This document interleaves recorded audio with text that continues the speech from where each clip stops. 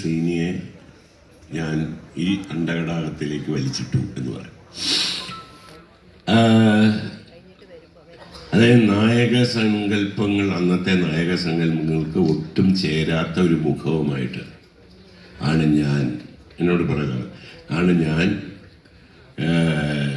മദ്രാസിലെ എന്തായിരുന്നു എൻ്റെ പേര്, ഫിലിം ഇൻസ്റ്റിറ്റ്യൂട്ടിലോട്ട് ഓഫ് ചേംബേഴ്സിലോട്ട് പോയി അഭിനയം പഠിക്കണം എന്ന് പറഞ്ഞ് ഞാൻ പോയതാണ്. അപ്പോൾ ശ്രീനി എൻ്റെ അടുത്ത് പറഞ്ഞൊരു വളരെ ഇൻട്രസ്റ്റിംഗ് ആയിട്ടുള്ള കാര്യം എന്ന് വെച്ചാൽ, ഈ അവിടെയുള്ള ജൂറി ഉണ്ട്.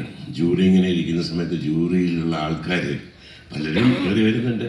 ഓക്കെ, ഇങ്ങനൊരു രൂപം കയറി വന്നപ്പോൾ അവരൊന്ന് ഞെട്ടിയിട്ട് പ്രഭാകരൻ മാസ്റ്റർ എന്ന് പറഞ്ഞ ശ്രീനിയുടെ പ്രൊഫസറായിരുന്നു. അദ്ദേഹമാണ് ആദ്യം ചോദിച്ചത് പോലും, അല്ല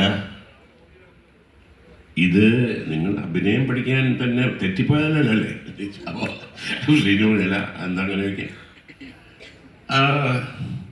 അല്ല ഇത്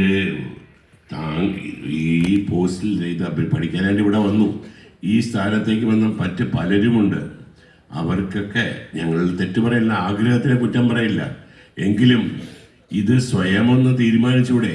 ഞാൻ ചെയ്യാൻ പോകുന്ന കാര്യം കൊണ്ട് തനിക്ക് എന്തെങ്കിലും ഗുണമുണ്ടാവുമോ എന്ന് ശ്രീനിവാസന് മനസ്സിലായി. എൻ്റെ മുഖം കണ്ടിട്ടില്ല ഇങ്ങനെ പറയുന്നത്. അഭിനയം പഠിക്കാൻ ഞാനിവിടെ വന്നതാണ്. ശരിയാണ്, നായകനായിട്ട് റോൾ കിട്ടില്ല, സഹനായകനായിട്ട് റോൾ കിട്ടില്ല, പക്ഷേ ഈ സിനിമയിൽ ഡ്രൈവറും അടുക്കള വിലക്കാരനൊക്കെ ഇല്ലേ, അവരും അഭിനയിക്കണ്ടേ നന്നായിട്ട്, അത് പഠിച്ചായിരുന്ന കുഴപ്പം എന്ന് ചോദിച്ചു. ആ നിമിഷം അപ്പോൾ ജൂറി ചിരിച്ചുപോയി, അവർ നന്നായിട്ട് അഭിനയിക്കണമല്ലോ, ആ റോളുകൾ എനിക്ക് കിട്ടുമല്ലോ എന്ന് പറഞ്ഞപ്പോൾ അങ്ങനെ ശ്രീനി പറഞ്ഞു, പ്രഭാകരൻ മാസ്റ്റർ ഇനി താനൊന്നും പറയണ്ട, പൊയ്ക്കോളൂ. അങ്ങനെയാണ് ശ്രീനിക്ക് അഡ്മിഷൻ കിട്ടിയത്. ശരിയാണ്, അതാണ് കോൺഫിഡൻസ് എന്ന് പറയുന്നത്. അതായത് സിനിമാ സങ്കല്പങ്ങൾക്ക് ചേരാത്ത ഒരു മുഖവും രൂപവും വെച്ച് തന്നെ തൻ്റെ സ്വയമായ വിശ്വാസം കൊണ്ട് എനിക്ക് മറ്റെന്തെങ്കിലും സിനിമയിൽ ചെയ്യാൻ കഴിയും എന്നൊരു കോൺഫിഡൻസോടെയാണ് ശ്രീനിയുടെ ഒരു, ആ കോൺഫിഡൻസ് അവസാനം വരെ ശ്രീനിക്ക് ഉണ്ടായിരുന്നു എന്നുള്ളതാണ്. പല രീതിയിൽ നമ്മൾ ഈ പറയുന്ന, ഞാൻ ശ്രീനിയുടെ ഈ ഗണേഷ് കുമാർ പറഞ്ഞ പോലുള്ള മറ്റുള്ള സിനിമയിലെ കാര്യങ്ങളല്ലാതെ ചില കാര്യങ്ങൾ എനിക്കറിയാം. അതായത് ജീവിതത്തിൽ നിന്നിൻ്റെ ഓരോ അനുഭവങ്ങളും ശ്രീനിയുടെ സിനിമകളും ശ്രീനി എടുത്ത് അതിനെ സീരിയസ് ആയിട്ടുള്ള അനുഭവങ്ങളെ ആണ്, വളരെ വളരെ ദുഃഖിപ്പിക്കുന്ന അനുഭവങ്ങളെ കുറിച്ച് പറഞ്ഞാണ് ശ്രീനി നമ്മളെ ചിരിപ്പിച്ചത്. എല്ലാം നർമ്മത്തിലൂടെ കാണുക. എന്നിട്ട് എന്നോട് പലപ്പോഴും ശ്രീനി പറഞ്ഞിട്ടുള്ള കാര്യമുണ്ട്, എന്തുകൊണ്ട് ഇങ്ങനെ കാണുന്നു എന്ന് വെച്ചാൽ, നമുക്കൊരാളെ വഴക്ക് പറയണമെന്നത്, നമുക്കൊരാളെ വഴക്ക് പറയണം, നല്ല ദേഷ്യം വരുന്നുണ്ട് നമ്മളെ ഒരാളോട്, ആ വഴക്ക് പറയുന്ന കാര്യം നമ്മൾ ചിലപ്പോൾ തിരിച്ചു വല്ലതും പറയാം, ചിലപ്പോൾ അയാൾ നമ്മളെ തല്ലിയുന്നു. പക്ഷേ പരിഹാസം ചേർത്തഴിഞ്ഞ നമ്മുടെ ആ ഒരു കമൻ്റെങ്കിൽ കൂടെ നിൽക്കുന്ന 10 പേരും കൂടെ ചിരിക്കുമ്പോൾ ഇവന് 10 പേരെ തല്ലേണ്ടി വരും, എന്നെ മാത്രമല്ല. സോ അതൊരു നല്ല കാര്യം മാത്രമല്ല, നമ്മൾ ദേഷ്യപ്പെടുന്നതിനെക്കാട്ടിലും കൂടുതലുള്ള ഒരു ഇമ്പാക്റ്റ് ആ വ്യക്തിയിൽ ഉണ്ടാവും. ആ പരിഹാസം ചേർത്തത് പറയുമ്പോൾ ഒരിക്കലും ജീവിതത്തിൽ നമ്മൾ പറഞ്ഞ വാക്കവൻ മറക്കില്ല. അപ്പം ഇങ്ങനെയൊക്കെയുള്ള ഒരു പ്രത്യേക രീതിയിലുള്ളൊരു ചിന്താഗതി ശ്രീനിക്ക് ഉണ്ടായിരുന്നു. ഒരു 2 ചെറിയ കാര്യം പറയാൻ, അതായത് ശ്രീനിയും അച്ഛനും തമ്മിൽ, അതായത് ഇൻസ്റ്റിറ്റ്യൂട്ടിൽ പഠിക്കണം എന്ന് പറഞ്ഞ് നിർബന്ധം വന്നപ്പോൾ അച്ഛൻ ഒരു വിധത്തിൽ ഇത് കാര്യം ചെയ്തുകൊണ്ട് ജീവിതം മുമ്പോട്ട് കൊണ്ടുപോകാൻ പറ്റുന്ന അച്ഛന് നല്ല വ്യക്തതയുണ്ട്. അച്ഛനത് ഒരു വിധത്തിലും സമ്മതിച്ചില്ല. ഫീസ് കൊടുക്കാൻ പോകണം, മദ്രാസിൽ പോയി പഠിക്കണം. വഴക്കായി, ഭയങ്കര വഴക്കായി, തമ്മിൽ സംസാരിക്കാതായി. പിന്നെ ഒരു ദിവസം കൂടെ കഴിഞ്ഞാൽ പൈസ വാങ്ങിച്ച് പോയേ പറ്റൂ. അപ്പം പാടത്ത് നിൽക്കുകയാണ് അച്ഛൻ്റെ മുമ്പിൽ ചെന്നാൽ വിട്ടുകൊടുക്കാനും തയ്യാറില്ല. അങ്ങനെ അവസാനം അച്ഛൻ അവിടെ നിൽക്കുക, പുള്ളി പറഞ്ഞു, മഹാരാജ്യങ്ങൾ തമ്മിൽ യുദ്ധങ്ങൾ ഉണ്ടാവാറുണ്ട്, പക്ഷേ സന്ധി സംഭാഷണത്തിൽ അത് തീർക്കാൻ കഴിയുന്നതാണ്. അത് ഒരു അച്ഛനോട് മകൻ പറഞ്ഞു, അച്ഛൻ പൊട്ടിച്ചിരിച്ചു എന്ന് പറഞ്ഞു. അതിനുശേഷം ഞാൻ അച്ഛൻ അങ്ങനെ ചിരിക്കുന്ന എൻ്റെ ജീവിതത്തിൽ കണ്ടിട്ടില്ല. ഇത് ജീവിതത്തിലെ അനുഭവം. ഇനിയൊരു അനുഭവം കൂടെ ഉണ്ട്. ആ അനുഭവം എന്താണെന്ന് വെച്ചാൽ, അച്ഛൻ ഈ ഗണേഷ് പറഞ്ഞ പോലെ ബസ്സൊക്കെ വാങ്ങിച്ച് തകർന്ന് തരിപ്പണമായി, വീട് ജപ്തിയായി, പിറ്റേ ദിവസം ഇറങ്ങണം. പലപ്പോഴും അച്ഛനോട് ഇവർ ചോദിച്ചിട്ടുണ്ട്, കുട്ടികളും അമ്മയൊക്കെ, ഇതിൻ്റെയൊക്കെ ആവശ്യമുണ്ടോ? ഞാൻ സമ്പാദിച്ചാണ്, ഇഷ്ടംപോലെ ഞാൻ സമ്പാദിച്ചിട്ടുണ്ട്. അത് എങ്ങനെ ചിലവാക്കണമെന്ന് ഞാൻ തീരുമാനിക്കും. പിന്നെ അതിൽ എന്തെങ്കിലും സംഭവിച്ചാലും നിങ്ങൾക്കൊക്കെ നല്ല രീതിയിലുള്ള ജീവിക്കാനുള്ള എല്ലാം ഞാൻ തന്നിട്ടുണ്ട്. അതെല്ലാം പോയി വീട് രാവിലെ ജപ്തിയാവും. പുറത്തിരിക്കുകയാണ് അച്ഛൻ.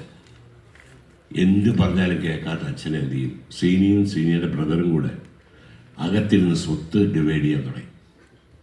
ശ്രീനി പറഞ്ഞു, കാര്യങ്ങളൊക്കെ ശരിയാണ്, നമ്മൾ നാളെ വീട്ടിൽ നിന്ന് ഇറങ്ങാണ്, പക്ഷെ ഊട്ടിയിലെ വീട് ഞാൻ എടുക്കും. അപ്പം ചേട്ടൻ പറയും, അത് തമ്മിക്കില്ല, ഊട്ടിയിലെ വീട് നീ എടുത്ത് എനിക്ക് എന്താ ഒരു കാര്യം ഒറ്റപ്പാലത്തെ തിയേറ്റർ ഇരിക്കുക എന്നാലും അത് അച്ഛനോട് നമുക്കൊന്ന് ചോദിക്കാം. ഇങ്ങനെ ഇവർ എസ്റ്റേറ്റിലൊക്കെ ഇരുന്ന് ഭാവിക്കാൻ തുടങ്ങി. മനസ്സിലായോ? അതായത് അച്ഛൻ വെളിയിരിക്കുക ഒന്നുമില്ല, രാവിലെ ഇറങ്ങി പോണ്ട. അകത്ത് ഭയങ്കരമായ തർക്കവും വീടിൻ്റെ സ്വത്ത് ഭാഗം വയ്ക്കലും. കുറച്ച് കഴിഞ്ഞപ്പോൾ ഒരു ശബ്ദം കേട്ട് ചിരിക്കുകയാണോ കരയാണോ എന്ന് നോക്കിയപ്പോൾ പൊട്ടിക്കരയുന്ന അച്ഛനാണ് വെളിയിരുന്നിട്ട് മതിയുടെ ആ ശവത്തിൽ കുത്തിയത്. അപ്പോൾ ശ്രീനി പറയാണ്, അതിനുശേഷം അച്ഛൻ അങ്ങനെ കരയുന്നത് ഞാൻ കണ്ടിട്ടില്ല. ഈ അനുഭവങ്ങളെല്ലാം ശ്രീനി പറയുന്നത് ഭയങ്കര തമാശയായിട്ടാണ്. ഇതൊക്കെ നമുക്ക് അതെ, ഇത് കഴിഞ്ഞത് ശ്രീനി മാത്രമേ ഞങ്ങളുടെ ഒരു തമാശ പറഞ്ഞ് നമ്മൾ ചിരിക്കുന്നതിന് മുമ്പ് ശ്രീനി ചിരിക്കും. പക്ഷേ അത് തീർച്ചയായിട്ടും അത് നമുക്ക് ചിരിക്കാൻ തോന്നുന്നു. നമ്മൾ ഓർത്തോർത്ത് ചിരിക്കുന്ന സംഭവങ്ങളാണ് അത് തീർച്ചയായിട്ടും. അതായത് നർമ്മം കലർത്തി നമ്മളെ കരയിച്ച വേറൊരു വ്യക്തിയില്ല. ഞാൻ പലപ്പോഴും ശ്രീനി എങ്ങനെയാണ് ഇതൊക്കെ ചിന്തിക്കുന്നതെന്ന് ഞാൻ വിചാരിക്കും. കാര്യം വെച്ചാൽ ഒരിക്കൽ ഞാൻ ശ്രീനിയോട് ചോദിച്ചു, അടുത്ത സിനിമ എന്താണ്? അടുത്തത് ഞാനൊരു ഫിലോസഫിക്കൽ ഫിലിമാണ്. അതെന്താണ്? ഒരു മനുഷ്യൻ്റെ ജീവിതത്തിൽ 4-5 സ്റ്റേജസ് ഉണ്ട്. ബാല്യം, കൗമാരം, യുവത്വം, ദാമ്പത്യം, ഗൃഹസ്ഥ്യം, സന്യാസം. ഇതിനെക്കുറിച്ചാണ് ഒരു സിനിമ. എനിക്ക് ഒരു പിടിയും കിട്ടില്ല. ഇതെങ്ങനെ എടുക്കും? അതിനകത്ത് ഒരുപാട് തമാശകളുണ്ട്. അതാണ് നമ്മുടെ ചിന്താവിഷ്ടയായ ശ്യാമള. ഒന്നും മുഴുപ്പിക്കുന്നതിന് മുൻപ് അടുത്തതിലേക്ക് ചാടി പുറപ്പെടുന്ന നമ്മളെല്ലാവർക്കും നമുക്ക് ഒന്ന് ആലോചിച്ചാൽ സ്വയം കണ്ടുപിടിക്കാവുന്ന ഒരു കഥാപാത്രത്തെ ശ്രീനി കണ്ടുപിടിച്ചു. ഇത്രയും ഫിലോസഫിക്കലായിട്ടുള്ള ഒരു സിനിമ ഞാൻ ലോക സിനിമയിൽ ഇത്രയധികം ചിരിച്ചിട്ട് ഒരു ഫിലോസഫി ആരെങ്കിലും പറഞ്ഞ് ഫലിപ്പിക്കുന്നത് ഞാൻ കണ്ടിട്ടില്ല. എസ്കേപ്പിസോണ്ട് എല്ലാം ഉണ്ട്. ഒരു വ്യക്തിയുടെ ഒരു മനുഷ്യനെ ആക്ച്വലി ഡിസെക്റ്റ് ചെയ്ത് നമ്മളെ കാണിക്കുകയാണ്. ഇതൊക്കെയാണ് ഒരു മലയാളി അല്ലെങ്കിൽ ഒരു മനുഷ്യൻ എന്ന്. അതുകൊണ്ടാണ് നർമ്മം എന്ന് ഞാൻ പറയാം. എനിക്ക് തോന്നുന്നു സഞ്ജയനും കുഞ്ചൻ നമ്പ്യാരും വീണ്ടും ജനിച്ചതാണ് ശ്രീനിവാസൻ.